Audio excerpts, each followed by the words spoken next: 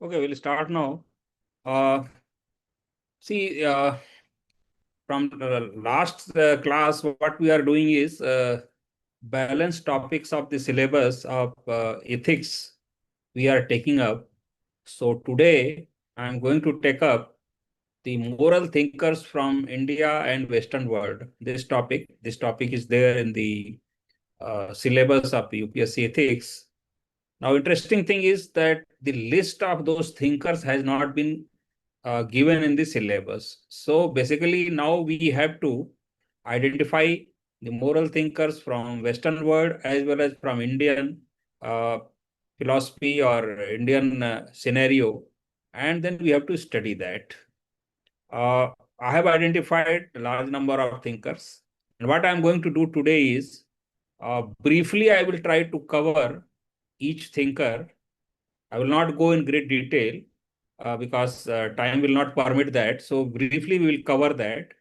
And then we will try to take up a few PYQs pertaining to this topic, which were direct questions pertaining to moral thinkers. As you know, 2024 exam papers I have already covered. The videos are already available on YouTube channel also. So you can see there. So PYQs of 2023-22 we'll try to cover in this session after I cover the moral thinkers from India and Western world briefly. Next week, again, we will take up next topic. I think two other topics are left. So in next two classes, we will be able to cover. And then meanwhile, new question paper 2025 exam is already on 24th of this month. So after that, we will take up that question paper and we'll try to solve the case studies and theoretical questions of 2025 exam. So this is my strategy as far as this ethics class is concerned, so that the students who are preparing for the exam, particularly for 2026 exam, will benefit a lot. So now let us start with the uh, discussion on moral thinkers from Western world and from India. Yeah, so now the topic for today is contributions of moral thinkers and philosophers from India and the world. Now, briefly, we'll try to understand what their contribution is and how it is related with Indian administration, because that is very important point. Our contemporary world or contemporary administration, how that is related. So that is important. So that we should try to relate with each other. So because uh, then only its relevance will be there, because the questions are also asked in that. I mean, direct questions are usually not asked from this topic, but what they are doing is they are taking some statement from some moral thinker and try, and then asking how it will relate to modern administration or modern world, or like that questions are being asked. So now let us start. See, we should understand why. First, we should try to understand why these ethical thinkers matter in public life, that is, in administration. See, as you know, the ethical thinkers uh, are important because challenges which are faced in governance are often not as per the law or as per the rule book. So the discretion which is required by the civil servants has to be guided by ethical norms. And therefore, see, as you know already, the administration can be legally correct, but still, whether it is ethically correct also or not, that is more important. So therefore, ethical thinkers' views, various ethical theories are very important as far as day-to-day modern administration or public life is concerned. Now, what they do actually, I mean, how they are useful, let us understand in some, point wise. So these philosophies or these moral ideas or moral thinkers' views help, number one, identify competing moral claims. This is very, very important because usually, as you know, Kitter's dilemma paradigm, that most of the ethical dilemmas are not between right and wrong, but between right and right. So you have to identify competing moral claims or dilemmas. Then second, which they help is balance individual rights with social good. So because I mean both has to be achieved. You simply cannot neglect one for other. So on the other hand, social good has to be achieved. On the other hand, individual rights also have to be protected, just like fundamental rights and directive principles, as you know, in the Constitution also. And then ensure that letter of the law is harmonized with its spirit. Because sometimes we say that we follow, we say that we follow the rules, but whether you are following the spirit of the law or not, that is also very, very important. So what I have told is these moral thinkers' views and philosophies enable civil servants to identify competing moral claims, balance individual rights with social good, and ensure that the law is abided not only in letter but in spirit also. By understanding these thinkers, aspirants can develop moral clarity because obviously administrators can develop moral clarity and nuanced ethical reasoning, because then only a successful administration will be there. So I think we should try to understand why these moral thinkers are useful and how their views are we can relate to uh, modern day administration or public life. Now we'll briefly try to understand what are various thinkers and how their views or their ideas are related to public life or modern administration, because that is what is the crux of the whole chapter. So we'll start with Indian moral thinkers. Now, first important Indian moral thinker, as you know, is Mahatma Gandhi. And Gandhi's Satya Ahimsa, Sarvodaya, Antyodaya, trusteeship, all these are very, very important doctrines, which uh, here and there you will have to quote in case studies as well as in uh, theoretical questions also. So that we should understand. Now here, what I'm going to tell you is in very brief. For details, definitely you have to go through some good books. Already list of the books I have given in previous my lectures, and which are available already on the YouTube channel also, so you can obtain from. So in detail you have to study.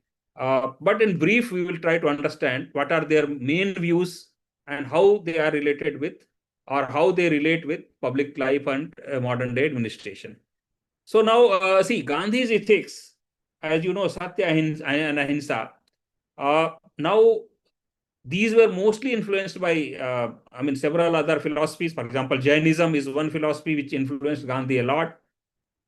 And, uh, his another principle was end means unity. For him, means are equally important. So, because sometimes we try in administration also, we try to neglect the means for achieving the goal or end. Or Gandhi, both are very, very important, because morally impure means will corrupt even noble ends. That was his idea. So this is again very, very important as far as public life is concerned.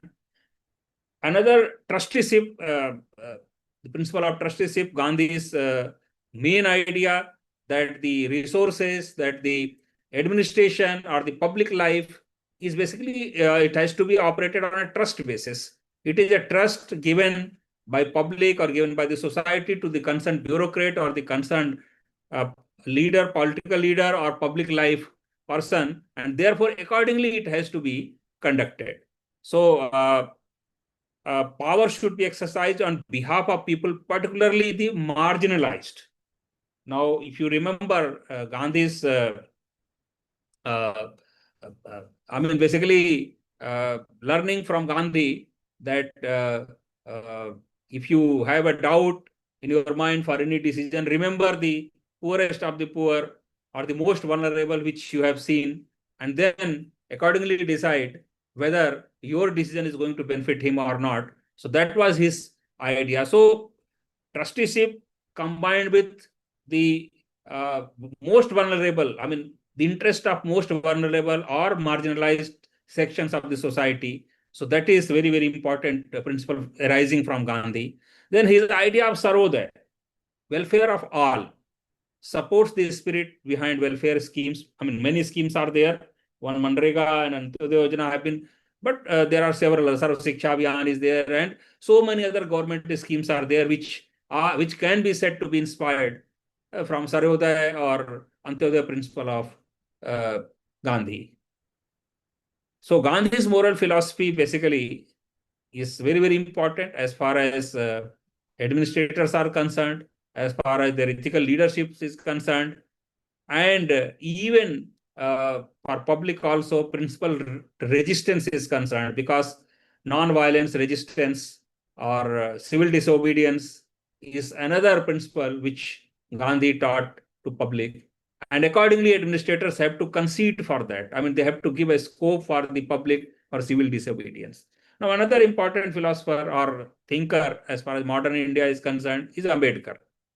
As you know, the most important contribution of Ambedkar is constitutional morality, because see, constitutional morality is the moral principles enshrined in Constitution, and since Ambedkar is the main architect of the Constitution, therefore constitutional morality more basically is linked with Ambedkar. So whenever you are quoting Ambedkar for constitutional morality, we should be clear that the moral principles, for example, equality, liberty, fraternity, all these are very, very important moral principles enshrined in various sections, and even including preamble also, whether it is preamble, whether it is fundamental rights, whether it is directive principles of state policy.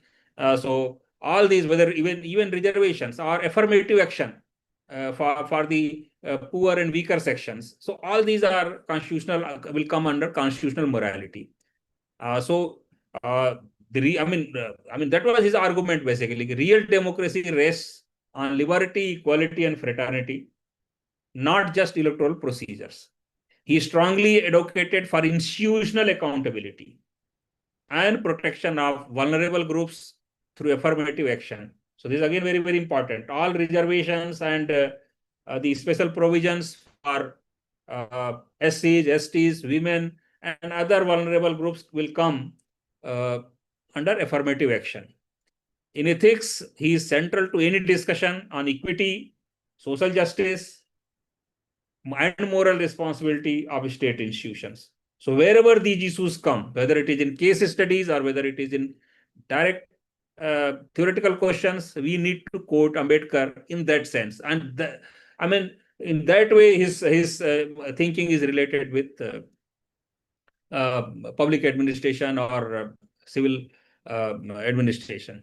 So Ambedkar's ideas basically navigate dilemmas involving fairness, reservation policy, or distributive justice. Now we'll go to another, I mean, Kautilya or Chanakya. This again from historic times.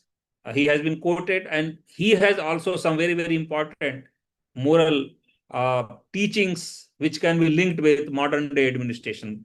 I mean, some of his teachings may not be that relevant, but still some are relevant. So, for example, Kautilya balanced realism with ethical statecraft through his Raj Dharma.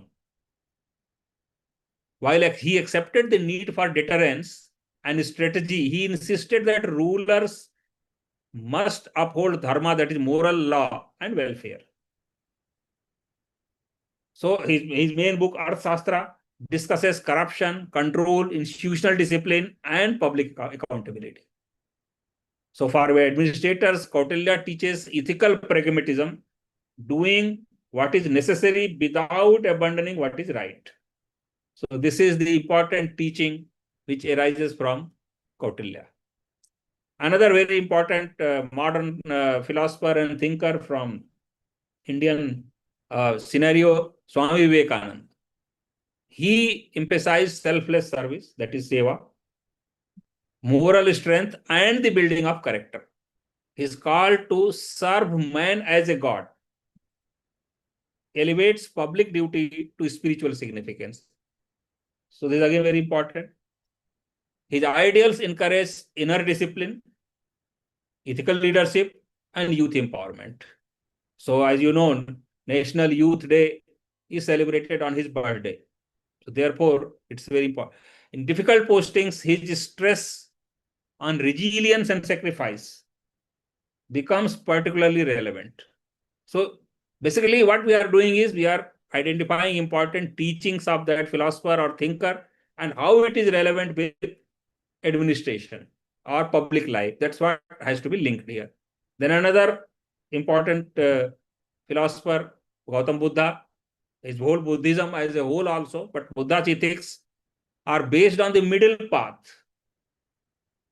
avoiding extremes, and the eightfold path to achieve liberation or to achieve, uh, uh, as you know, I mean, they call it nirvana.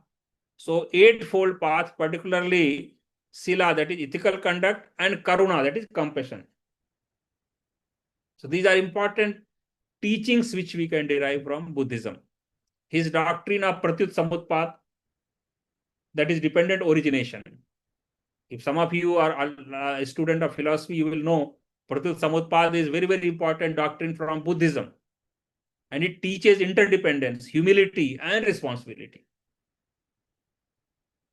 And administrators dealing with conflict, marginalization, or rehabilitation can draw from his emphasis on compassionate pragmatism. This is again very, very important teaching of Buddhism, which is directly related with administration with empathy, administration with compassion. And that is very, very relevant also. Then another thinker, Rabindranath Tagore. Tagore's ideal of Vishwamanava, that is universal human, emphasizes unity beyond sectarianism. His ethical universalism promotes cultural tolerance and pluralism. His rejection of blind nationalism, so he rejected blind nationalism. This is basically ethical universalism, as term has been rightly mentioned here. So he was advocate for that.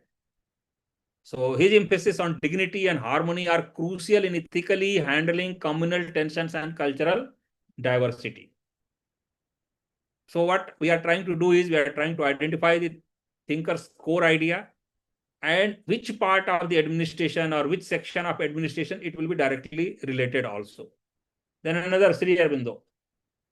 Aurobindo's concept of integral humanism merges spiritual evolution with material progress.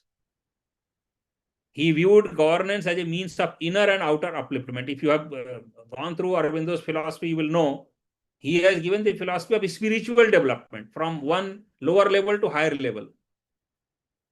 So for civil servants, his ideals promote policies that balance economic growth with ethical and cultural well-being. Then another philosopher from South India, Thiruvallur. Now, he has written a book called Tirukural. Now, he offers timeless aphorism on public ethics, administration, justice, and leadership. He stressed on self-restraint, truthfulness, and just taxation. His philosophy supports fair and frugal governance, resonant with good governance practices today. Another Indian philosopher, Jiddu Krishnamurti. Krishnamurti rejected externally imposed morality and emphasized moral autonomy of an individual. The ability to discern right and wrong through self-awareness. In bureaucratic context, his philosophy empowers officers to act ethically even when formal orders are silent or ambiguous. Another philosopher, Kabir Das, most of us know already aware of Kabir Das, his dohas, couplets. Kabir advocated ethical simplicity, anti-dogmatism, and universal love. He questioned caste divisions and ritualism, and his ethics supports tolerance, secularism, and humility, especially crucial in field administration across culturally sensitive regions. So these are few thinkers and philosophers from India, because as I told in the beginning itself, in the syllabus of UPSC, the list of the philosophers has not been given. So we have to identify maybe if a few other important are there, so you can find out and go through, but you have to understand their philosophy or their moral teaching, and you have to link it with administration. To what extent and how it can be linked with day-to-day administration, this is more important. So this is what we have to do. Now we'll likewise we will now try to see some Western moral thinkers and ethical frameworks. Now, Greek philosopher Socrates, everybody is aware. Socrates stressed moral self-examination and the duty to follow conscience even at personal cost. So this is very important teaching, because most of the time bureaucrats do face this problem, that when you follow the moral, your conscience, you will be, it will be at, it may be at your personal cost. You may be transferred at far off place. You may be given some non-important postings, and or you may be frequently transferred also. A number of examples we have, so that you can know. His teachings affirm that integrity must outweigh popularity, a lesson for ethical dissent and whistleblowing. This is again very important. Whenever you are going to ethically dissent or whistleblow, definitely you will have consequences. So his teachings say that even though there are consequences, adverse consequences for your personal interest, you follow the integrity, you follow the morally right path. Plato, another, his disciple. Plato's idea of justice as harmony between social classes and virtues informs ethical administration. His model of the philosopher king idealizes wise and virtuous leadership. If some of you are already students of political science or philosophy, you will be knowing most of the philosophers or political thinkers' views also. So accordingly, you can relate also. So this is relevant to senior administrators as moral role models. Plato's view, philosopher kings. Aristotle's virtue ethics is very famous. We know Aristotle emphasized character and habitual morality. His concept of phronesis, that is practical wisdom, teaches administrators to balance fairness with empathy and make context-sensitive decisions. Again, very important. Immanuel Kant, deontological ethics. We know, duty-based ethics. We are these are very important philosophers and have to be quoted very frequently in case studies as well as in theoretical ethics question. Kant's deontological ethics and categorical imperative stress that actions must be guided by duty, not consequences. He offers a moral compass for decisions requiring unwavering integrity, such as resisting political pressure. Then Bentham and Mill, both are utilitarians, you know it. So Bentham's act utilitarianism advocates choosing actions that bring the greatest pleasure to the most people. His ethics underpins cost-benefit analysis, useful in policy evaluation. Now, for Mill, he refined utilitarianism by focusing on qualitative goods like liberty and dignity. His ideas are relevant in safeguarding minority rights and individual freedoms. Then again, very important thinker, modern thinker, John Rawls. Theory of justice as fairness. It includes, there are 2-3 important principles which he has given: veil of ignorance, difference principle. Veil of ignorance, designing policies without knowing one's status to ensure fairness. Difference principle, inequality is justifiable only if it benefits the worst off or the most vulnerable. So this is again very important, these 2 principles of Rawls. These are directly relevant to affirmative action, health schemes, and economic equity. Then Rousseau, another important philosopher, he has given the concept of general will, emphasizes ethical legitimacy through collective morality. His ideas support community engagement and inclusive policy making. Another modern, very important modern thinkers, ethics with care, that is Carol Gilligan. Gilligan's ethics of care challenges rigid rule-based ethics. She promotes empathy, responsiveness, and moral sensitivity. And how it is relevant, useful in gender justice, child welfare, and public health. Then another important modern philosopher, Peter Singer. Singer's practical ethics expands moral concerns beyond immediate borders. addressing animal rights, poverty, and climate ethics. He argues for active altruism in policy making and global justice. Another important philosopher, Paul Appleby. Appleby declared that public administration is inherently ethical. For him, civil servants are moral actors, not neutral technicians. His ideas are vital for justifying moral choices in administration, even when not explicitly codified. So this is again very, very important. I mean, very frequently we do quote Paul Appleby in case studies as well as in theoretical questions also. Now we'll try to understand how application and integration of these philosophical views or moral thinkers' views can be done while answering the questions in ethics paper. So let us try to understand that. Now, these thinkers help enrich answers by framing ethical theories clearly. That is, for example, deontology, utilitarianism, providing moral reasoning in dilemmas, roles in equity dilemmas, for example, anchoring values in Indian tradition, Gandhi or for truth and service. They also help in structuring case studies with contextual wisdom, whether it is Aristotle or Buddha, rule-bound duty of Kant, care-based empathy, that is Gilligan, institutional ethics, Ambedkar. So basically, how they can be integrated while answering in case studies and in theoretical questions has been explained here.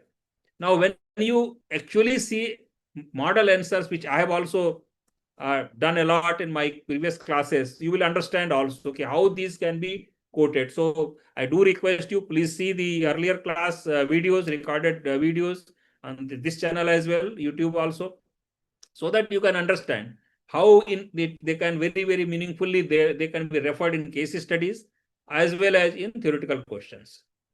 Now, in conclusion, I mean, it can be said that to educate a man in mind and not in morals is to educate a menace to society. Now, what we will do is today, we will try to take up a few PYQs which are directly related with this topic, which I usually do whenever I take up the class for some topic. So now let us try to understand what are the PYQs which I am going to take today. So see, I will be taking 2024, 2023, 2022, wherever direct questions were there. In some years, direct questions may not be there. In some years, it may be there. So now let us try to understand. For example, this question in 2024. This is directly from the PYQ on contribution of thinkers and philosophers. Learn everything that is good from others, but bring it in and in your own way absorb it. Do not become others. So this is the statement of Swami Vivekananda. And the question is, interpret this quotation in the context of, in the current context, highlighting its ethical significance and contemporary relevance. So basically, what has been asked is, let us try to understand the directive of the question. This quotation from Vivekananda has to be interpreted or explained in current context or current administrative context, if I can say it more directly. And this is for 150 words and 10 marks question. Now let us try to understand what can be, because number of words are quite limited. But since it has to be interpreted, so we have to give a little critical references, critical views also in the answer. So now let us try to see how in these limited words we can try to answer this. Now, Swami Vivekananda quote urges us to absorb ethical wisdom from others without losing our moral and cultural selfhood. This is very, very important. It advocates discernment, that is Viveka, learning critically, not imitatively. In today's globalized world, this ethos is vital. For example, India's adoption of British Parliament. Now we have, see, in ethics questions, you have to give some examples. You have to quote some ethical theories wherever relevant. And definitely some examples from Indian context you have to give. So accordingly, here also we are trying to bring some examples from Indian context. So in today's globalized world, this ethos is very vital. For example, India's adoption of British parliamentary model was adopted, not replicated, rooted in our democratic ethos. Similarly, Mahatma Gandhi is another example. So one example, and then now another second example.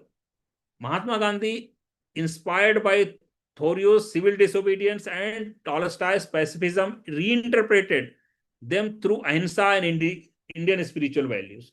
So these are two examples, particularly from recent history, we are giving. Ethically, it mirrors Aristotle's promises. So a few ethical theories also we are quoting. Practical wisdom rooted in virtue, and Tagore's vision of a nation that is open to all cultures yet true to its own spirit. The quote guards against moral mimicry. These are very, very important. Technical terms also has been used, so you can use that also, because these kind of terms, ethical terms, are going to upgrade the quality of your answer. As seen is uncritical consumerism and promotes authentic ethical evolution. Thus, Vivekananda affirms that true moral growth lies in learning with autonomy. So now these are concluding remarks and very, very important.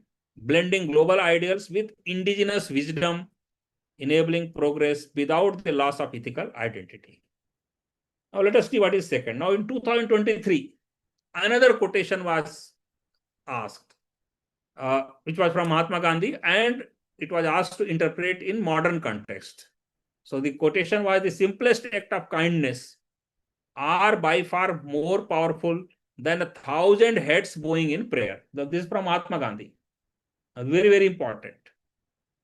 And this we need to interpret in modern context in about 150 words. Again, this is also 10 marks question, theoretical question from ethics paper. Now let us try to understand how this can be answered. So because see, we usually know what is happening. I mean, last year also it happened, and last year also happened. They have given one simple quotation from some thinker, and they have asked to interpret in modern context or modern administrative context. So accordingly, now this was in 2023. So now let us see how this can be answered in an ideal manner in 150 words, because number of words are not more. So therefore, you have to be very, very careful in choosing the words, particularly your technical terms, ethical terms, etc. Now let us try to understand. Mahatma Gandhi's quote affirms that ethical action rooted in compassion is more transformative than ritualistic devotion. So these are very, very important terms, because see, again, I will go to the question.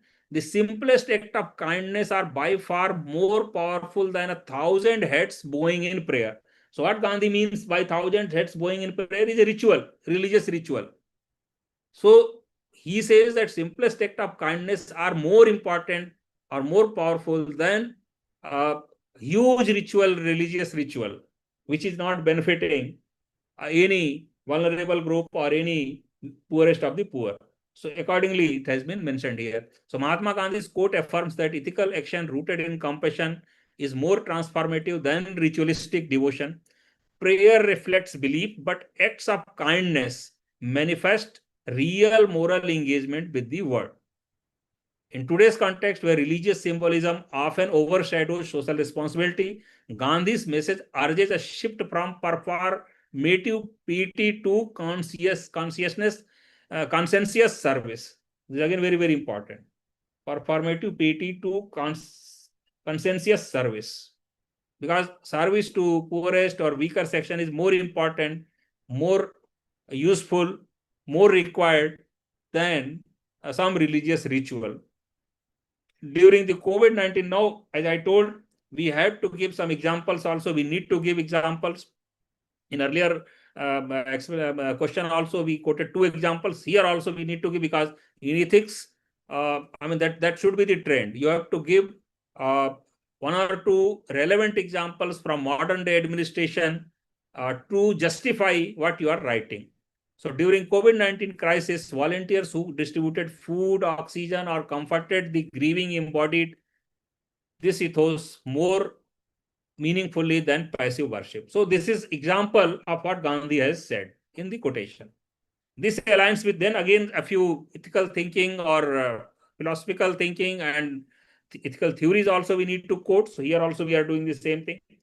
Now this aligns with Karma Yoga in Bhagavad Gita, selfless action as a path to the divine, and mirrors Immanuel Kant's deontological ethics, which prioritizes moral duty over intent. It also echoes Albert Schweitzer's reverence for life. This is another philosopher we are quoting.